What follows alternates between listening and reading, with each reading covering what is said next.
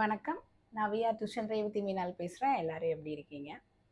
இன்னைக்கு நம்ம டிஸ்கஸ் பண்ண போகிற டாபிக் வந்து பார்த்தீங்க அப்படின்னா, எப்படி ஒரு குழந்தைக்கு நம்ம வந்து ஒரு சேவிங்ஸ் பற்றி சொல்லிக் கொடுக்க போகிறோம். இப்போ சேவிங்ஸ் அப்படின்னு நம்ம சொல்லும் போது நிறைய பேர் இப்போ வந்து ப்ராக்டிக்கலாக அவங்க வந்து என்ன மாதிரி ப்ராப்ளம்ஸ்லாம் பேரண்ட்ஸ் வந்து ஃபேஸ் பண்ணிட்டு இருக்காங்க அப்படின்னு பார்த்தா, குழந்தை வந்து சின்ன வயசில் இருக்கும் போது என்னென்ன டிமாண்ட் பண்ணுறாங்களோ அதை ஃபுல்லாக அவங்களால ஃபுல்ஃபில் பண்ண முடியுது. ஃபார் எக்ஸாம்பிள் அவங்க கேட்குற சின்ன சின்ன டாய்ஸ், இந்த மாதிரி விஷயங்கள்லாம் அவங்க குழந்தையா இருக்கும் போது அவங்க கேட்குற விஷயங்களை ஒரு ₹200 ₹300 வரைக்கும் அவங்களால அஃபோர்ட் பண்ண முடியுது.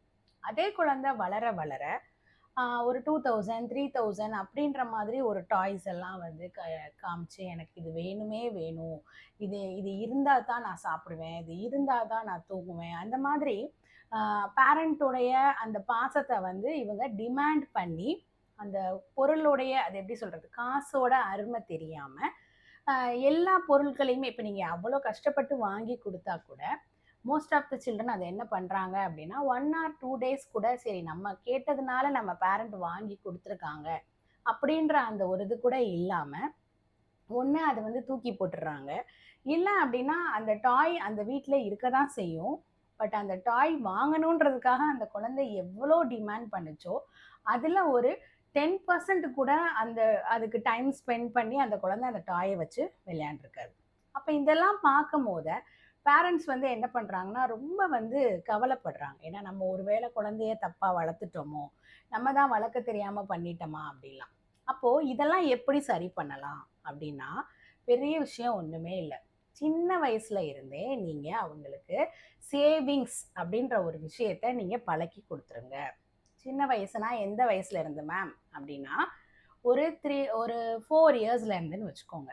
ஒரு 4 இயர்ஸ்ல இருந்தே நீங்கள் என்ன பண்ணிடுங்க அப்படின்னா 3 to 4 இயர்ஸ்ல இருந்தே அவங்களுக்கு வந்து காயின்ஸோடைய வேல்யூஸ், நோட்ஸுடைய வேல்யூஸ் எல்லாமே நீங்கள் வந்து நம்ம ருப்பீஸோட வேல்யூஸை கொஞ்சம் கொஞ்சமாக நீங்கள் அவங்களுக்கு, அதாவது என்ன அப்படின்னா நம்பர்ஸ் எல்லாருமே ஸ்கூலுக்கு குழந்தைய கொண்டு போகிறதுக்கு முன்னாடியே நீங்கள் படித்த பேரண்ட்டாக இருந்தாலும் சரி, அன்எஜுகேட்டடாக இருந்தாலும் சரி, எல்லாருமே கண்டிப்பாக இங்கிலீஷ்லேயோ தமிழ்லையோ ஒரு 10 to 20 நம்பராவது சொல்லி கொடுத்துருப்பீங்க, அப்படி தானே?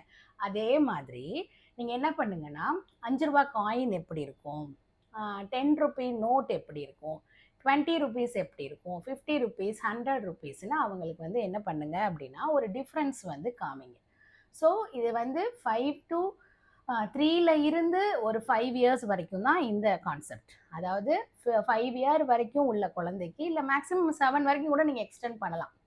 ₹100 நோட் அப்படின்றது தான் வந்து ஹையஸ்ட் வேல்யூ நோட்டாக அந்த குழந்தைக்கு நீங்கள் வந்து என்ன பண்ணியிருக்கணும்னா ப்ரிட்டன் பண்ணியிருக்கணும். அதாவது என்னன்னா மொத்தமே வந்து 10, 20, 50 அடுத்து 100, அந்த மொத்தமே வந்து 4 நோட்டு தான் இந்த உலகத்திலே இருக்கிற மாதிரி நீங்கள் என்ன பண்ணிடணும், அவங்கள நீங்கள் நம்ப வைக்கணும்.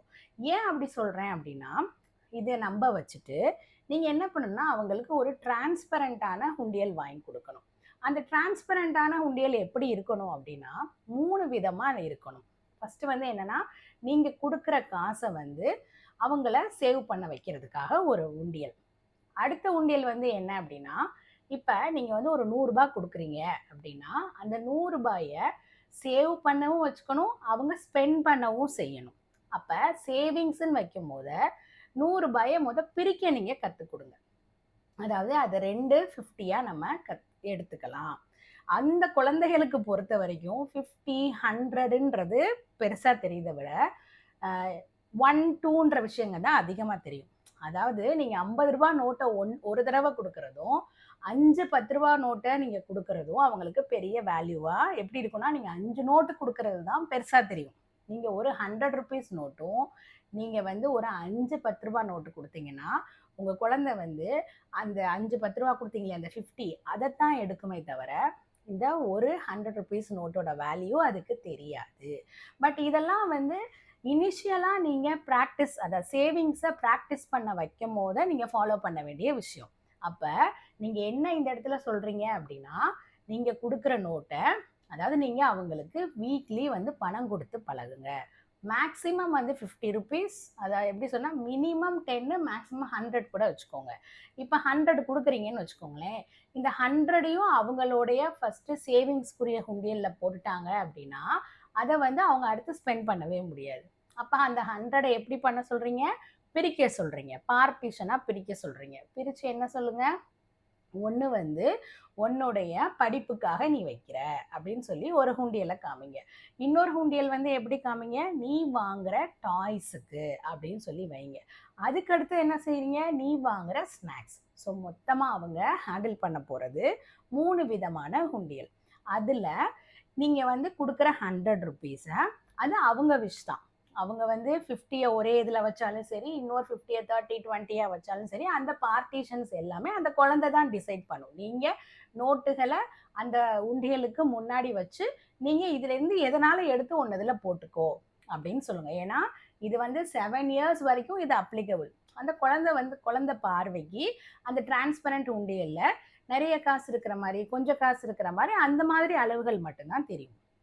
இப்போ அந்த குழந்தை உங்ககிட்ட எனக்கு இதை வாங்கி கொடுங்க, அதை வாங்கி கொடுங்கன்னு டிமாண்ட் பண்ணும் போத நீங்கள் என்ன சொல்கிறீங்க அப்படின்னா, இந்த எஜுகேஷன் ஃபஸ்ட்டு உண்டியலில் நீ போட்டிருக்க காசை உன்னோட படிப்புக்காக, இதை நீ வந்து உன்னுடைய 10 இயர்ஸ் வரைக்கும் நீ இதை எடுக்கக்கூடாது, ஒரு கண்டிஷன் கொடுத்துருங்க. அதாவது நான் வாரம் வாரம் கொடுக்குற காசில் கண்டிப்பாக இந்த எஜுகேஷனுக்குரிய உண்டியலில் நீ வந்து போட்டு தான் ஆகணும் காசு. ஆனால் அதை வந்து உன்னுடைய இப்போ நீ எடுக்கக்கூடாது, 5 இயர்ஸ் கழிச்சு எடுக்கணும், 3 இயர்ஸ் கழிச்சு எடுக்கணும்னு நீங்கள் ஆஸ் அ பேரண்ட்டாக என்ன ஒரு கன்ஸ்ட்ரைனாலும் வச்சுக்கோங்க. மீதி 2 இருக்கிற உண்டியலில் வந்து ஒன்று நீ விரும்புகிற டாயை வாங்குறதுக்கு நீ என்ன மணி சேர்த்து வச்சுருக்கியோ அதிலிருந்து தான் நீ எடுத்து அதுக்கு ஸ்பெண்ட் பண்ண முடியும். இன்னொன்று நீ என்ன ஸ்நாக்ஸ் வாங்கி சாப்பிடணும்னு நினைக்கிறியோ அதை அந்த உண்டிகளில் இருந்தால் எடுத்து நீ சாப்பிடணுமே தவிர, எடுத்து வாங்கி சாப்பிடணுமே தவிர, நான் வந்து உனக்கு கொடுக்க வேண்டிய காசை மொதவே நான் கொடுத்துட்டேன் அப்படின்னு நீங்கள் முன்னாடியே நீங்கள் வந்து என்ன பண்ணிடுங்கன்னா, குழந்தை டிமாண்ட் பண்ணுறதுக்கு முன்னாடியே நீங்கள் காசு கொடுத்த மாதிரி ஒரு அதாவது எப்படி சொல்கிறதுனா ஒரு ஒரு சிச்சுவேஷனை நீங்கள் வந்து கிரியேட் பண்ணிடணும். அப்போ அந்த குழந்தைக்கு முதல்ல என்ன தெரியும், நம்ம வந்து அப்பாட்டையோ அம்மாக்கிட்டையோ எந்த விஷயத்தையும் நம்ம அடம்பிடிச்சு அழுது வாங்க வேண்டிய அவசியம் இல்லை. நம்மளுக்கு முதவே காசு கொடுத்துட்டாங்க, அந்த காசுல இருந்து நம்ம எடுத்து வாங்கிக்கலாம்னு ஒன்று இருக்கும். ஆனால் அந்த குழந்தைக்கு ஆக்சுவலாக வேல்யூஸ் தெரியாது. இன்னும் கரெக்டாக சொல்லணும்னா அந்த மணியோட வேல்யூ இன்னும் தெரியாமல் தான் இருக்கும். அப்போ ஏதாவது ஒரு திருவிழா கூட்டிகிட்டு போகும்போதோ, இல்லை ஏதாவது நீங்கள் ஒரு ஷாப்புக்கு கூட்டிகிட்டு போகும்போதோ, அவங்க ஏதாவது டிமாண்ட் பண்ண ஆரம்பிக்கும் போது நீங்கள் என்ன சொல்லிடுங்க அப்படின்னா, அவங்களுக்கு கொஞ்சம் கொஞ்சமாக இது வந்து நீங்கள் இன்டைரக்டாக கவுண்டிங்கும் பழகி கொடுக்குற மாதிரி வந்துடும். அப்போ அவங்கக்கிட்ட சொல்லுங்கள், உங்ககிட்ட இவ்வளோ காசு இருக்குது, இந்த காசுக்கு இந்த பொருள் தான் வாங்க முடியும் அப்படின்னு நீங்கள் சொல்ல ஆரம்பிச்சிங்கன்னா, அவங்க மணியில இருந்து அவங்க ஸ்பெண்ட் பண்ணி ஒரு விஷயத்த வாங்கும் போது அதை வந்து எந்த குழந்தையா இருந்தாலும் சரி, யாருமே அவங்க பாக்கெட்ல இருந்து எடுத்து செலவு பண்ணும் போது அதை ரொம்ப பெருசாக தான் மதிப்பாங்க. அப்போ அட்லீஸ்ட் அந்த டாய்ஸை, அதாவது முதல் விஷயம் என்ன அப்படின்னா அழத்தான் செய்யும் ஸ்டார்டிங்கில். அது டிமாண்ட் பண்ணுற டாய் வந்து விலை அதிகமாக இருந்து அந்த உண்டியலில் கொஞ்சம் காசு தான் இருந்துச்சு அப்படின்னா ஃபஸ்ட்டு அழுக தான் செய்யும். பட் ஆனால் அது கன்வின்ஸ் ஆயிரும். ஏன்னா அவங்கள பொறுத்த வரைக்கும், அந்த குழந்தைய பொறுத்த வரைக்கும் என்ன அர்த்தம், நம்ம கேட்கறதுக்கு முன்னாடியே நம்ம அப்பாவும் அம்மாவும் நம்மளுக்கு காசு கொடுத்துட்டாங்க, நம்ம தான் அதில் கரெக்டாக சேர்த்து வைக்கணும் அப்படின்ற ஒரு விஷயத்த நீங்கள் டீஃபால்ட்டாக நீங்கள் உள்ள அதாவது அவங்க மைண்டில் நீங்கள் பதிய வச்சிடுறீங்க. 2வது விஷயம் என்ன அப்படின்னா, அவங்களே ஸ்பெண்ட் பண்ணி வாங்கின அந்த டாயை அவங்க கண்டிப்பாக பத்திரமா வச்சுக்குவாங்க, தொலைக்காம வச்சுக்குவாங்க. ப்ளஸ் அது கூட கொஞ்ச நேரமாவது டைம் ஸ்பெண்ட் பண்ணி விளையாடுவாங்க. தென் 3வது விஷயம் என்ன அப்படின்னா, இப்போ ஒரு டாய் வாங்குறதுக்காக இருக்கிற காசை ஃபுல்லாக அவங்க ஸ்பெண்ட் பண்ணிட்டாங்க அப்படின்னா, நெக்ஸ்ட்டு வந்து நீங்கள் கொடுக்குற காசை ப்ராப்பராக வந்து அவங்களே என்ன பண்ணுவாங்க அப்படின்னா, எந்தெந்த உண்டியலில் அதை பிரித்து வைக்கணும்னு சொல்லி அவங்க டிசைட் பண்ணுவாங்க. 2வது அந்த எம்டி உண்டியலை பார்த்துக்கிட்டே இருக்கும் போது அவங்களுக்கு கண்டிப்பாக இது தேவையா, நம்மக்கிட்ட தான் இத்தனை கார் இருக்கே, இப்போ இன்னொரு கார் வாங்கணுமா, இந்த மணியை நம்ம சேர்த்து வச்சோன்னா நம்ம வேற ஏதாவது ஒரு டாய் வாங்கிக்கலாமேன்னு அவங்க என்ன பண்ண ஆரம்பிப்பாங்க, கொஞ்சம் கொஞ்சமாக அவங்க வந்து அவங்களுடைய அந்த மைண்ட் செட்டை மாற்றுவாங்க. ஏன்னா நிறைய குழந்தைகள் வந்து பார்த்தீங்கன்னா ஒரே மாதிரி பிராண்டில் பட் டிஃப்ரெண்ட் டிஃப்ரெண்ட் கலர்ஸாக வந்து டாய் வாங்கும். நிறைய அந்த மாதிரிலாம் இருக்காங்க. நிறைய கன்ஸு டாய்ஸ் இந்த மாதிரிலாம் இருக்கும். ஆனால் பார்த்தீங்கன்னா ரேஞ்சஸ்லாம் என்னமோ சொல்கிறாங்க. அதாவது எப்படின்னா ஒரு மினிமல் இதுல இருந்து ஹை அண்ட் மாடல் வரைக்கும் நான் வாங்கியிருக்கேன். சரி, நீ வாங்கியிருக்க, வாங்கினதை நீ விளையாண்டியா அப்படின்னா அதை ஷோகேஸில் வைப்பாங்க, இல்லை ஃப்ரெண்ட்ஸ் கிட்ட காமிக்கிறதுக்காக வாங்குவாங்க. ஸோ இந்த மாதிரி விஷயங்கள்லாம் என்ன ஆயிரும் அப்படின்னா நம்ம தடுத்துடுற மாதிரி வரும். பட் நம்ம இந்த இடத்துல என்னது, எந்தவித டென்ஷனுமே ஆகாம நம்ம குழந்தைக்கு காசோட வேல்யூவும் சொல்லி கொடுத்துட்டோம், அதே சமயத்துல சேவிங்ஸ் பண்றதையும் சொல்லி கொடுத்துட்டோம். சேவ் பண்ணதை ஒரு ஒரு பர்டிகுலர் அமௌண்ட் ஆஃப் மணியை உனக்கு வர்ற மணில இருந்து ஒரு பர்டிகுலர் பார்ட் ஆஃப் அமௌண்ட்டை நீ எதுக்காகவுமே நீ வந்து, அதாவது இப்ப ப்ரெசன்ட்ல நீ அதை செலவு பண்ணவே கூடாது, ஒரு சேவிங்ஸ் நீ கண்டிப்பா வைக்கணும் அப்படின்ற ஒரு விஷயத்தையும் நீங்க இன்சிஸ்ட் பண்ணிடுறீங்க. தென் நீங்க ஒரு பொருள் வாங்கும் போது உன் மனத்துல இருந்து நீ வாங்கும் போது அந்த பொருளை நீ பத்திரமா வைக்கணும் அப்படின்ற ஒரு விஷயத்தையும் நம்ம இன்சிஸ்ட் பண்ணிடுறோம். இது வந்து ஒரு 7 இயர்ஸ் வரைக்கும். அப்ப 8 இயர்ஸ்ல இருந்து எப்படின்னா 8 இயர்ஸ்க்கு மேல வரும்போது நீங்க கண்டிப்பா கொடுக்குற 100 ருபீஸ்லாம் வாங்க மாட்டாங்க. அவங்களுக்கு அப்பவே தெரியும் 500 ருபீஸ் நோட் இருக்குது, இதை விட ஹை வேல்யூ நோட் இருக்குது அப்படின்னு சொல்லி அவங்களுக்கு தெரியும். அப்ப டிமாண்ட் கொஞ்சம் கூடும். அப்ப நீங்க வீக்லி கொடுக்குற விஷயத்த, வீக்லி நீங்க 100 ருபீஸ் கொடுக்குறேன் அப்படின்னு சொல்றத நீங்க என்ன பண்ணிருங்க, அதை மந்த்லியா மாத்திருங்க. மந்த்லி நீங்க வந்து 500 ருபீஸ் உங்க குழந்தைக்கு கொடுங்க. உங்க பட்ஜெட்ல நீங்க 500 அப்படின்றத இன்னைக்கு நான் சொல்லும் போது என்ன இவங்க 500 ருபீஸ் கொடுக்க சொல்றாங்கன்னு சில பேர் நினைக்கலாம். ஆனா நீங்க உங்களோட பட்ஜெட்டை நல்லா அனலைஸ் பண்ணி பார்த்தீங்க அப்படின்னா நீங்க ஒரு மாசத்துக்கு 500 ருபீஸ்க்கு மேலேயே தான் உங்க குழந்தையோட அனாவசிய செலவுகளுக்காக நீங்க ஸ்பெண்ட் பண்றீங்க. ஸோ அதை நம்ம பட்ஜெட்ல 500 ருபீஸ் அப்படின்னு நீங்க முதவே 8 வயசுக்கு மேல உள்ள குழந்தைக்கு கொடுக்க ஆரம்பிச்சீங்க அப்படின்னா இதே மாதிரி உண்டியல் அந்த 500 ருபீஸ்ல குழந்தைகிட்ட ஸ்ட்ரிக்டா சொல்லிருங்க, 150 ருபீஸ் வந்து உன் எஜுகேஷனுக்கு நீ வச்சிடணும். அது எஜுகேஷன் வைப்பீங்களோ, எஜுகேஷன்ற வார்த்தை சொல்றீங்களோ இல்லையோ, உன் ஃபியூச்சருக்காக நீங்க வச்சிடணும் அப்படின்னு சொல்லி ஒரு குண்டியல்ல நீங்க வந்து 500ல 150 நீங்க வந்து ஃபிக்ஸ்டு அமௌண்ட்டா ஃபர்ஸ்ட் குண்டியல்ல போட வச்சிருங்க.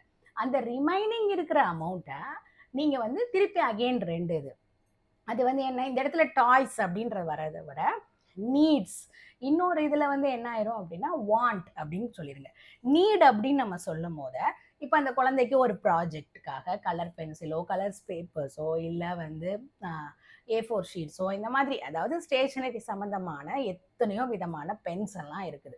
நிறைய பேருக்கு அந்த பென்சில்ல இருந்து பென்னுக்கு மாறும் போது இந்த பென் வேணும், அந்த பென் வேணும், பார்க்கர் பென் வேணும், இது இருந்தால் என் ஹேண்ட் ரைட்டிங் நல்லா இருந்திருக்கும், இந்த மாதிரி டிமாண்ட் வந்து கூடிக்கிட்டே இருக்கும். அப்போ அதெல்லாம் அட்லீஸ்ட் அவங்க ஸ்டேஷ்னரியில் வந்தால் கூட தே ஆர் யூஸிங், ஏதோ ஒரு இதுக்காக யூஸ் பண்ணுறாங்க. அப்போ அதெல்லாம் நீட்ல வந்துடும். தென் அதுக்கடுத்து வாண்ட் அப்படின்னு சொல்லும் போது நான் அனாவசியமாக ஆசைப்படுறது தான் அந்த வாண்ட்டில் வரும்.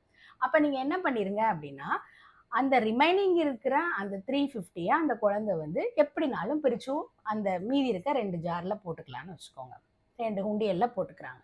அந்த அமௌண்ட்டில் நீ நான் வாங்கி கொடுக்குற பெண்ணை தவிர இன்னமும் உனக்கு வேற பென் வேணும், வேற பென்சில் வேணும், வேற ஏதாவது காஸ்மெட்டிக்ஸ் வேணும் அப்படின்னு நீ நினைக்கிற பட்சத்தில் உனக்கு தேவை அப்படின்னு உங்ககிட்ட இல்லாததை வாங்குறதுக்கு அந்த நீட், அந்த 2வது உண்டியல்ல இருக்கிற காசு எடுத்து வாங்கு. உங்ககிட்ட ஏற்கனவே இருக்கிற ஒன்றை வேற ஒரு பிராண்டில் அதை இன்ட்ரடியூஸ் பண்ணியிருக்காங்க, இன்னும் அதை நீ யூஸ் பண்ணிக்கிட்டு தான் இருக்க, இன்னும் அது தீரலை, பட் ஆனால் அது இருந்தும் கூட நீ வாங்கணும் அப்படின்னு நினைக்கிறத இந்த வாண்ட்டுன்னு 3வது உண்டியல்ல இருக்கிற காசை எடுத்து வாங்குன்னு நீங்கள் சொல்லுங்க. அதை அவங்களையே நீங்கள் வந்து மானிட்டர் பண்ணுறீங்க. ஆனால் வந்து நீங்கள் டிசைட் பண்ணாதீங்க, லெட் தம் டிசைட். அதில் நீங்கள் பெர்ஃபெக்டாக, அதாவது ரொம்ப ஸ்ட்ராங்காக சொல்ல போகிறது ஒரே ஒரு விஷயம்தான், நீங்கள் கொடுக்குற அமௌண்ட்லேருந்து அந்த ஃபிக்ஸ்டு அமௌண்ட் வந்து அவங்களோட ஃப்யூச்சருக்கு. அப்படி நீங்கள் பண்ணும்போது அந்த குழந்தைகளுக்கு வந்து எப்படி இருக்கும் அப்படின்னா ஒரு ரெஸ்பான்சிபிலிட்டி வரும். ப்ளஸ் அவங்க ஸ்பெண்ட் பண்ணுற மணியிலேருந்து அவங்க வாங்குற பொருளை கண்டிப்பாக பத்திரமாவும் வச்சுக்குவாங்க. இது எந்த ஏஜுக்கும் அதுதான். இப்போ இல்லை மேம், நான் வந்து இதெல்லாம் நான் பிள்ளைக்கு இன்ட்ரடியூஸ் பண்ணவே இல்லை, இப்போ என் பிள்ளை காலேஜ் வந்துட்டான், இப்போ நான் இன்ட்ரடியூஸ் பண்ணிக்க முடியுமா இந்த மாதிரி அப்படின்னா இப்போ வேற என்ன, 100ல் ஆரம்பித்து 500ல் வந்திருக்கோம். அப்போ 500க்கு அடுத்துனா நீங்கள் மந்த்லி 2000 கொடுக்குற மாதிரி வரும். ஏன்னா நீங்கள் ஆல்ரெடி என்ன பண்ணிட்டீங்க, ஸ்பாயில் பண்ணிட்டீங்க குழந்தைய. அப்போ நீங்கள் அவங்க காலேஜில் போகிறாங்கன்ற பட்சத்தில் அவங்களுக்கு நிஜமாவே ஸ்டேஷ்னரி ஒர்க்ஸ், அதாவது ஜெராக்ஸ் எடுக்கிறேன், பிரிண்ட் அவுட் எடுக்கிறேன், ஸ்பைரல் பண்ணுறேன், என் புக்ஸ் வாங்குறேன் அப்படின்னு சொல்லி ஏகப்பட்ட செலவுகள் இருக்கும். ஸோ நீங்கள் என்ன பண்ணுங்கள், மந்த்லி 2000 அவங்களுக்கு ஃபிக்ஸ் பண்ணிடுங்க. இந்த மாதிரி 3 ஜார் அப்படின்லாம் நீங்கள் வைக்க தேவையே இல்லை. நீங்கள் என்ன பண்ணிடுங்க, பேங்க்கில் ஒரு அக்கௌண்ட் ஓப்பன் பண்ணி கொடுத்துருங்க. அதில் நீங்கள் வந்து நான் மணியை 2000 உனக்கு எப்பயுமே ட்ரான்ஸ்ஃபர் பண்ணிடுறேன் அப்படின்ற மாதிரி ட்ரான்ஸ்ஃபர் பண்ணிடுங்க. ட்ரான்ஸ்ஃபர் பண்ணிவிட்டு இந்த இடத்துல 2000 நீங்கள் ட்ரான்ஸ்ஃபர் பண்ணும் போது அது உங்கள் குழந்தைய பொறுத்தது. அதாவது 500 நீ வந்து கண்டிப்பாக ஃபிக்ஸ்டாக வச்சுக்கணும் அப்படின்னா அது வைக்க மாட்டிக்கிறாங்க அப்படின்ற பட்சத்தில் 1500 நீங்கள் வந்து அவங்களுக்கு எந்த அக்கௌண்ட், அதாவது அவங்க நேமில் நீங்கள் அக்கௌண்ட் ஓப்பன் பண்ண சொல்லியிருப்பீங்கல்ல, அந்த அக்கௌண்ட்டுக்கு 1500 நீங்கள் வந்து ட்ரான்ஸ்ஃபர் பண்ணிவிட்டு ரிமைனிங் இருக்க 500 வீட்டில் அவங்க பேரில் இருக்கிற ஒரு உண்டியலில் அவங்களையே போட சொல்லுங்கள். பட் அந்த உண்டியலுடைய கண்ட்ரோல் வந்து உங்கள் கையில் இருக்கணும். ஏன்னா காலேஜ் பிள்ளைகள்லாம் என்ன பண்ணிடுவாங்க, ஒரு செகண்ட் தான், அவங்களுக்கு உண்டியல்ன்றதெல்லாம் பெரிய விஷயமே கிடையாது, அப்படி தானே? அப்போ அந்த 1500 என்ன மாதிரி உங்கள் குழந்தை ஸ்பெண்ட் பண்ணுதுன்றதை நீங்கள் ஜஸ்ட் மானிட்டர் மட்டும் பண்ணுங்கள். ஸோ இந்த மாதிரி நீங்கள் பண்ணும் போது காசோட வேல்யூ வந்து அவங்களுக்கு தெரியும். இது வந்து சின்னதுலேருந்தே நீங்கள் பழகி கொண்டுட்டு வரும்போது அவங்களுக்கு வந்து நீங்கள் வந்து ரொம்ப பெரிய ரெஸ்பான்சிபிலிட்டியும் மணியோடைய வேல்யூவும் நீங்கள் சின்னதுலேருந்தே அவங்களுக்கு உங்களை அறியாமலேயே நீங்கள் வந்து ஒரு பெரிய விஷயத்த அவங்களுக்கு கற்றுக் கொடுத்துக்கிட்டு இருக்கீங்க. ஏன்னா உலகமே வந்து எது பின்னாடி தான் இருக்குது, மணி பின்னாடி தான் இருக்குது.